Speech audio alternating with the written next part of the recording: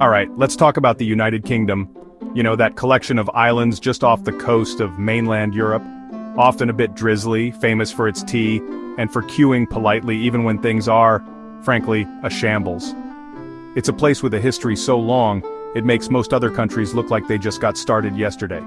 Think ancient druids, Roman invaders who fancied a bit of wall building, and a whole parade of kings and queens, some more memorable and some more headless than others.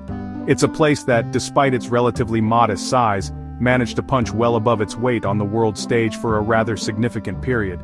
The significance of the UK, therefore, isn't just about its current status as a purveyor of fine television dramas and pop music, it's about understanding how this relatively small archipelago became the epicenter of the largest empire in human history. So, buckle up. We're about to take a whistle-stop tour through this rather extraordinary tale.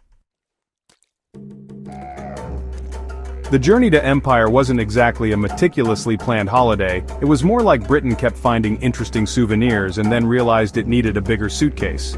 In the beginning, it was all about trade. Think less global domination and more, can we get some spices please?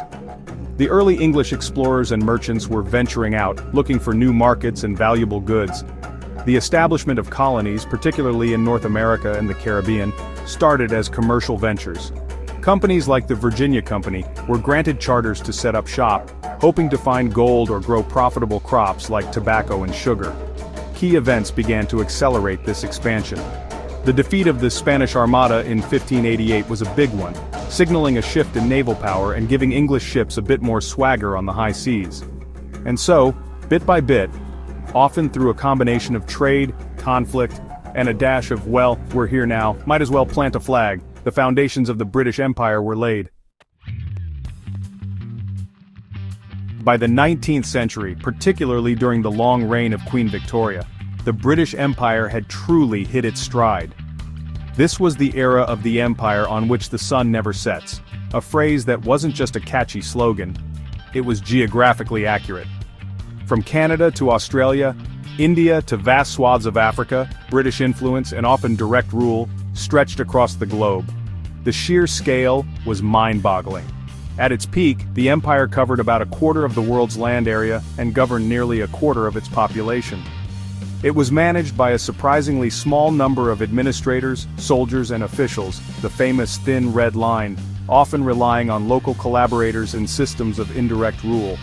This period saw further expansion, particularly the scramble for Africa, where European powers carved up the continent like a cake at a particularly greedy children's party. Life back in Britain was increasingly shaped by this global reach. Section 4. The headliner's faces that launched 1,000 ships and memos. No empire runs itself, it needs its stars, its frontmen, its slightly stern-looking people in portraits. Queen Victoria, who reigned from 1837 to 1901, became the ultimate symbol of the British Empire. Her name literally defined an era. She wasn't making policy day to day, not really, but her image, her longevity, and her status as Empress of India from 1876 onwards provided a focal point for imperial pride and identity. Then you had figures who were more hands-on, the architects and enforcers of imperial policy. Men like Cecil Rhodes, a controversial figure then and even more so now, who dreamed of a British Africa stretching from Cape to Cairo. Fast forward a bit, and you get to Winston Churchill. Now most people remember him as the bulldog-faced wartime leader who defied Hitler, and rightly so. But Churchill was also a product of the imperial age, a staunch defender of the empire throughout his long career. Section 5, leaving our mark like a global house guest who overstayed but tidied, sort of. The British Empire wasn't just about painting maps red, it left an indelible and incredibly complex mark on the world. Economically, the impact was enormous.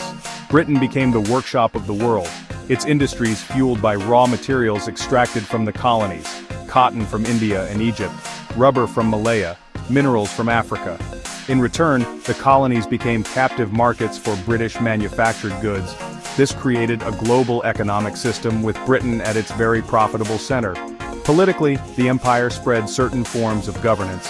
The Westminster model of parliamentary democracy, for example, was introduced in many colonies, and its legacy can still be seen in the political systems of countries like Canada, Australia, India, and many Caribbean nations. Culturally, the spread of the English language is perhaps the most obvious legacy. It became the lingua franca of administration, commerce, and education in vast parts of the world. Beyond language, British sports like cricket and football were exported with gusto, becoming national passions in places far removed from the rainy fields of England. But it's crucial to remember this footprint wasn't a gentle impression. Section 6. The Slow Fade. When the world decided it was time for us to go, all parties must come to an end, even the really big ones that span the entire globe. The decline of the British Empire wasn't a sudden collapse, more like a long, drawn-out goodbye. A bit like a guest who keeps saying they're leaving but then hangs around for another hour by the door. The early 20th century saw the first stirrings of serious trouble. The First World War, while ultimately a victory for Britain and its allies, was incredibly costly, both in human lives and economically. The interwar period saw the rise of nationalist movements across the empire, particularly in India, where figures like Mahatma Gandhi championed the cause of independence through non-violent resistance. The idea that colonial peoples had a right to self-determination was gaining traction, much to the chagrin of imperial traditionalists in London. The Second World War was the real game-changer. Britain, though emerging victorious, was economically exhausted and heavily indebted to the United States. The war had also demonstrated that British power was not invincible, particularly with the fall of Singapore to the Japanese. Moreover, the principles for which the Allies fought, freedom, democracy, self-determination, made it increasingly awkward to justify holding on to a vast colonial empire. And so the long goodbye began in earnest. Section 7. The Aftermath. Still talking about it, aren't we? So, the empire packed its bags, or rather was politely, and sometimes not so politely, asked to leave. What's left? Well, quite a lot actually. The legacy of the British Empire is like that one relative everyone has strong opinions about at family gatherings. Complex, often controversial, and still very much a topic of conversation. One of the most visible remnants is the Commonwealth of Nations, a voluntary association of over 50 independent countries, most of which were former British colonies. Modern Britain's identity is still deeply intertwined with its imperial past. For some, there's a sense of nostalgia, a longing for a time when Britain ruled the waves. For others, there's a profound sense of shame and a desire to confront the darker aspects of empire, like slavery, exploitation, and racial discrimination. This ongoing debate shapes contemporary discussions about history, identity, and Britain's place in the 21st century world. Ultimately, the story of the British Empire is a reminder that history is rarely simple, and yes, we're still drinking a lot of tea. Some habits die hard.